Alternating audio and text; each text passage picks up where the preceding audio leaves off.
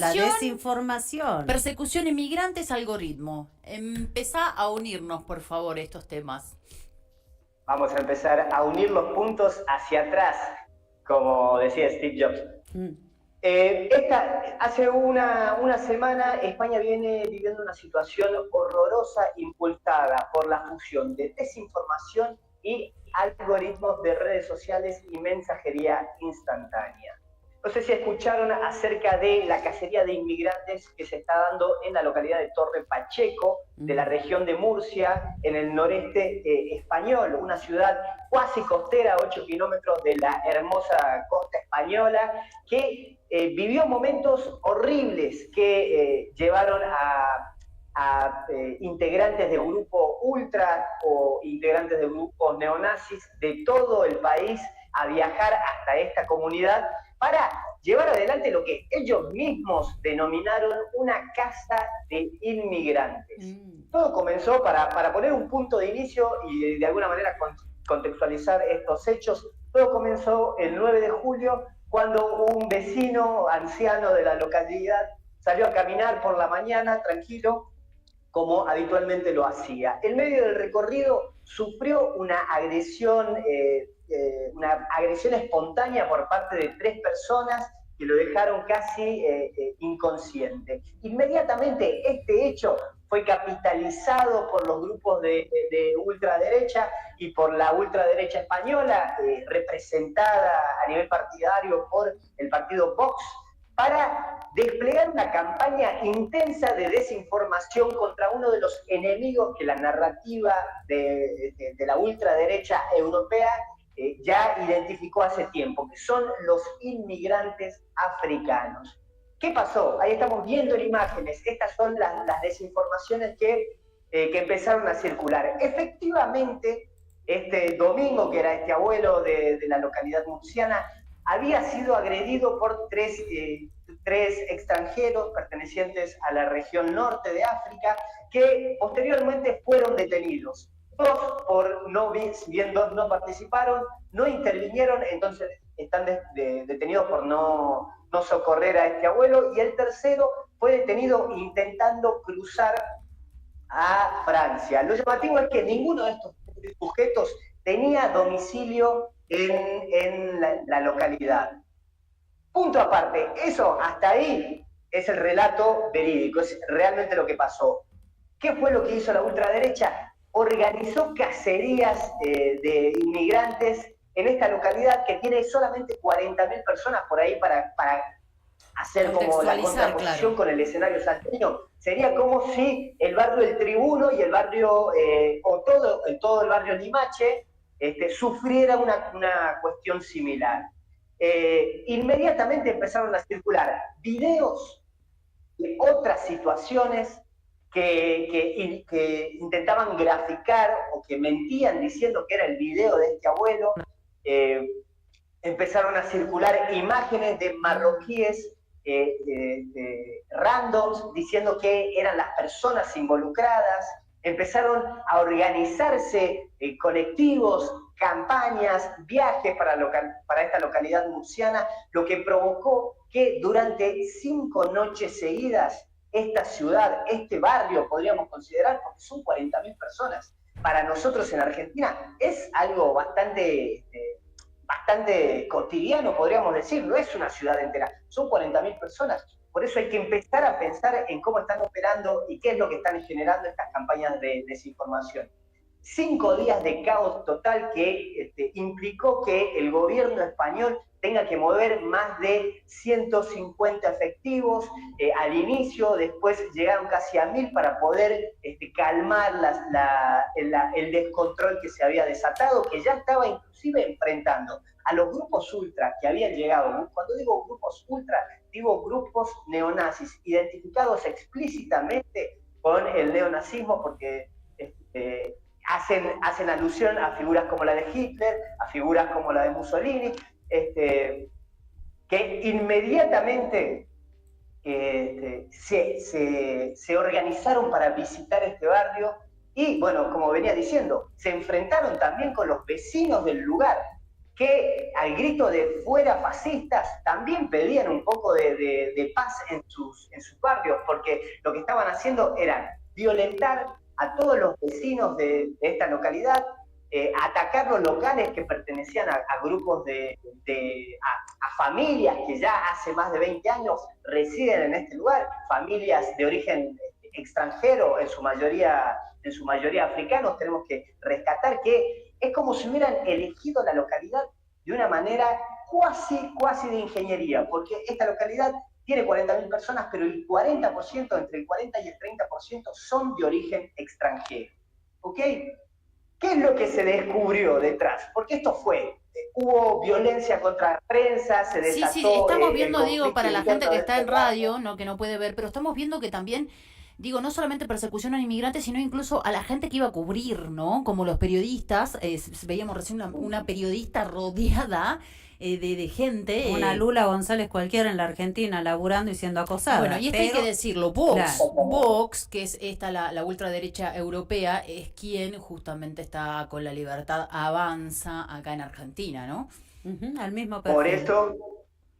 Por eso tenemos que hablar ya. Creo que es necesario que como periodistas y como ciudadanos también nos distanciemos un poco de los eventos y empezamos a entender que vivimos en un mundo globalizado que está totalmente conectado, porque descubrieron, a partir de investigaciones del País, de Wired, de Maldita.es, de Pandemiadigital.es, que son medios que hacen fact-checking, recomiendo que los vayan a visitar de vez en cuando, descubrieron que había más de 7.000 canales de Telegram distribuyendo información sobre este evento.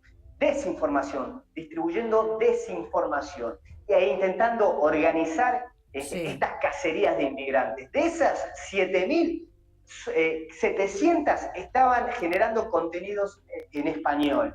Al mismo tiempo había cuentas de Twitter y también lo loco es que había eurodiputados recompartiendo esta información. O sea que a mí siempre me gusta pensar que las redes sociales y la digitalización también nos dan herramientas a nosotros los periodistas y a los investigadores en general para develar y demostrar fácticamente que de forma efectiva se están haciendo campañas de desinformación. Porque antes, cuando no existían las redes sociales, por ahí era medio hasta imposible, porque tenías 2 o 3 medios que señalar y después mucha de la información circulaba hasta te diría que de boca en boca, o sea que demostrar con datos certeros que esto estaba siendo digitado desde algún lugar era difícil. Ahora no, ahora la digitalización de la comunicación nos permite a los periodistas e investigadores revelar esto, que había 7.000 canales de Instagram que en su mayoría pertenecían al mismo grupo que es Deport Them Now, que es Depórtenos Ya, que es un grupo que pregona la reinmigración en toda Europa de aquellos inmigrantes que llegaron hasta a los países europeos y que inclusive tuvieron hijos, o sea que también quieren deportar a los hijos de los inmigrantes. Claro, que ya son ciudadanos, que son ciudadanos, o sea, son nacidos en ese país, son hijos de inmigrantes, pero son ciudadanos de ese país. Y re loco, está bueno como dar tips para cómo podemos hacer para muchas veces no ser parte del problema, ¿no? Y alimentar estas campañas de desinformación que están circulando todo el tiempo en Internet. Claro, que recordemos, Diego, volvemos, siempre pienso si alguien se está enganchando, ¿no? Perdón. Estamos hablando con Facundo Zagárnaga, comunicador digital, que nos está hablando cómo la ultraderecha de España utilizó una golpiza a un abuelo para responsabilizar a inmigrantes africanos de una ciudad del noroeste, si no me equivoco, de España, y ahí entonces ya después la desinformación hizo lo suyo, ¿no? La desinformación y los recursos, no dejemos nunca eso de lado porque hay que poner guita para que eso se difunda, se viralice, se desinforme de una manera que parezca creíble, porque si está en todos lados seguramente es cierto, ¿no? Por eso me interesa remarcar que están de la mano de Vox en España, por lo menos, que eventualmente debe ser el que está poniendo dinero. Ahí veíamos algunas de las suponte, esta imagen, para la gente que por ahí está viendo el streaming, esta imagen fue utilizada como un segundo supuesto ataque a un abuelo. Sí, hay una persona sentada que se la ve como recuperándose de un ataque físico en una vereda, sentado con una toalla en una pierna, etcétera. Eso es lo que le contamos a nuestro público que nos sigue por la radio. Escúchame lo que realmente era porque te vas a caer de espaldas. En realidad, esa persona estaba andando en bici, ebrio, y se cayó. Es un abuelo que andaba borrachín dando vueltas y se cayó. Salió la gente, la misma gente que sacó esas fotos, porque es en otra región de España, salieron a decir, espera, esto no es cierto. Este tipo estaba ebrio, se cayó y se golpeó la cabeza. De hecho, en el video original se escucha al relator, al que está filmando, narrar esto y mostrar dónde se tropezó, o sea que alguien que realmente esté interesado en descubrir la verdad, solamente con 3 clics lo podría haber descubierto. Sin embargo, está totalmente demostrado que los humanos nos solidarizamos inmediatamente con aquel que reconocemos como víctima. Y esto en el espacio digital se intensifica. Entonces no nos hace falta ir a verificar si es realmente verdad. Por eso tampoco hay que señalar. Que en este caso estamos hablando, nos solidarizaríamos con una víctima de su propia estupidez o el ser temerario de salir a andar en bici ebrio y caerse, en todo caso. La realidad. Bueno, se tomó una cañita nomás. Claro, no. Ahora, el problema es que esto fue utilizado por estos grupos neonazis para radicalizar un montón de gente que por ahí no tiene nada que ver con. ¿Y ahora cómo hacemos? Con Murcia, con la ultraderecha. ¿Cómo hacemos para evitar ser víctimas entonces de esa empatía que busca justamente alguien generar en mí para que yo reaccione? ¿Cómo hacemos? Porque, no sé, ¿hay legislación? Más allá de los recursos también informáticos, te voy a sumar eso. Si hay legislación, porque ahora sí estamos diciendo que hay responsables y sabemos quiénes son estos canales de Telegram, ¿se hace algo con eso? Bueno, hay legislación. Europa tiene una legislación bastante fuerte en torno a la desinformación. De hecho, hay un organismo para todo Iberoamérica que se llama E-Verify, que tiene en su cabeza a personalidades como Ramón Salaverría, que lo que hacen es desmentir constantemente bulos, se dice en España, o fake news o desinformación que anda circulando, pero también organizar y promover la actualización de normas, ordenanzas en cada uno de los países. O sea que sí. De hecho, vamos a mostrar dentro de muy poquito una iniciativa que tiene un observatorio contra la violencia, que es una organización que ya dijo, bueno, no pueden quedar impunes, hay que ir y denunciar a cada una de estas personas que está involucrada públicamente con esta campaña de desinformación, e identificó a 19 personas del universo digital que estaban pregonando por la Casa de Inmigrantes en el universo digital, entre los que hay funcionarios activos, entre los que hay legisladores, entre los que hay youtubers. Pero volviendo un poquito para atrás, y retomamos la pregunta de Silvia, que me parece fundamental, Sil, esto de qué manera me doy cuenta, ¿no? Hay como 2 puntos que yo remarcaría. Primero, vamos a dar tips para identificar fake news, y después tips para domar a tu algoritmo una vez que identificás a esas fake news, ¿no es cierto? Primero, lo venimos puntualizando en reiteradas ocasiones en esta columna. ¿Cómo me doy cuenta que una noticia es mentira? ¿Cómo me doy cuenta de que un contenido es desinformativo? Primero, tengo que leer entre líneas qué es lo que me quiere decir y ver si su narrativa es sensacionalista, ¿no? Si está invocando a mis emociones más primitivas, me está haciendo enojar, me está haciendo dudar, me está haciendo indignarme. Eso es, leo un titular y cuento hasta 5. No es más difícil que eso, chicos. Respiro y cuento hasta 5. Y ahí genero una reflexión. ¿Qué es lo que me produjo esto? Pregúntense. Yo estuve leyendo bastantes medios salteños durante todo este mes, y hay un montón de noticias vinculadas a la comunidad boliviana que para mí están intentando generar un odio bastante no quiero decir natural, bastante primitivo entre la comunidad salteña. Capaz que en medios es muy extenso. ¿Será que pasa Salta en todo caso? Sí. No sé, lo veo ahí. Por ejemplo. Sí, ¿no? Que es el que más está focalizado, la colega de Guadalupe Viela yendo a la frontera, mostrando cómo aprovechan, cómo se cobran los extranjeros. Sí. Sería interesante articular un material que nos permita revelar eso con datos concretos, ¿no es cierto? Después, comprobar fuentes. Una vez que me doy cuenta que esto me está haciendo enojar y empiezo a leer la noticia, tengo que comprobar las fuentes que utiliza esa noticia. ¿De dónde está sacando los datos? Googleo a ver el típico, según la Universidad de Oxford, según el Centro Iberoamericano de alpargatas.com, tengo que verificar de dónde sale la información. ¿Ok? Tercero, comprobar fechas de publicación, fechas del contenido. Muchas veces se descontextualiza la información y eso también es una manera activa de desinformación. Si yo te cuento una noticia que es real, pero que pasó hace 20 décadas, estoy trayendo un recurso para provocar algún tipo de reacción en el lector con una información que es totalmente falsa, porque está totalmente descontextualizada de su momento original, ¿no es cierto? Y ahí se le está dando más trabajo a Chequeado y a todas las organizaciones que trabajan en verificar y decir, no, esto no es cierto. La verdad es que se publicó en tal año y puede pasar, ¿no? Totalmente. Después, la otra, verificar cifras y nombres, porque por ahí las fuentes son reales, existen, la Universidad de Stanford existe y está citada como una fuente, pero tengo que ver si las cifras que está dando esa noticia son reales y si los nombres hacen alusión a personajes reales que tienen las posturas que dicen esas noticias. O sea que tengo que fijarme si lo que dice si la fuente es cierta, pero también si lo que dicen es cierto.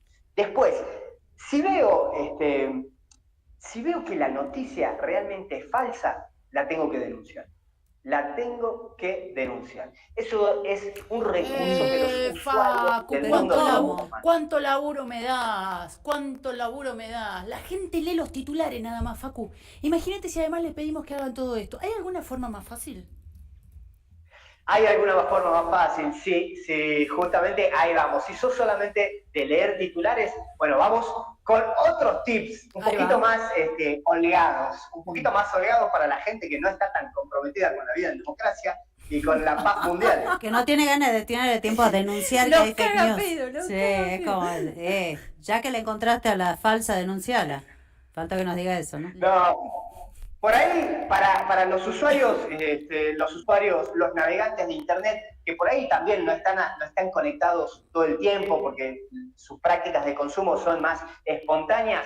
Primera recomendación, dejemos de ver lo que nos muestra el celular, empecemos a utilizar los buscadores. Es la principal estrategia que podemos tener para domar a nuestro algoritmo. Dejar de ver solo lo que nos muestra. Empezar a utilizar los buscadores. Lo repito porque es súper simple, pero que va a tener un impacto directo en tus contenidos diarios.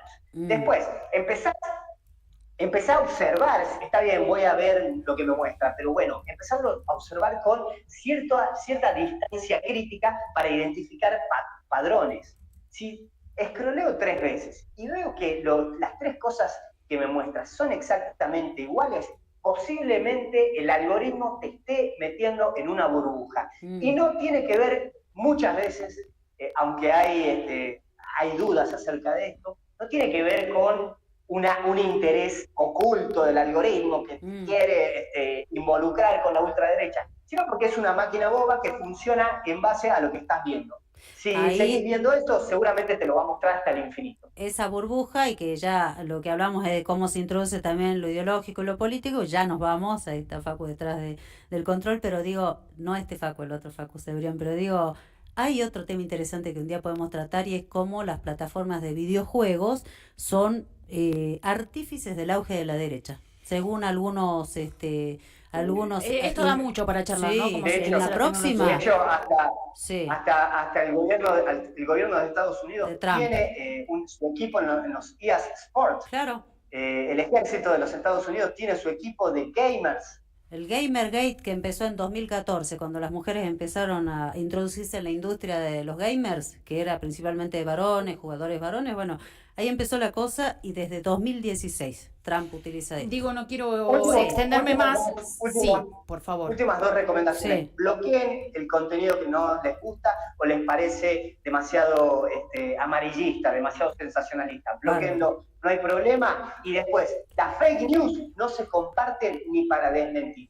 porque así el algoritmo entiende que lo estás compartiendo porque te gusta, porque sos afín a ese contenido. Así que las fake news no se comparten ni para desmentir. Y después suelten un poco el cel y salgan a respirar, que el mundo es hermoso. Tenías un video para compartir al último. Y cerramos, porque también es para pensar en qué está sucediendo en Argentina y que estas campañas de odio también están siendo utilizadas, también están siendo un recurso en este momento en nuestro territorio nacional, por eso es necesario que estemos alerta. Escuchen lo que decía este streaming ex suboficial del Ejército Argentino. Hoy una tarde lluviosa sobre la metrópoli putindiense y vamos a arrancar con un nuevo programa de La Libertad Avanza Radio.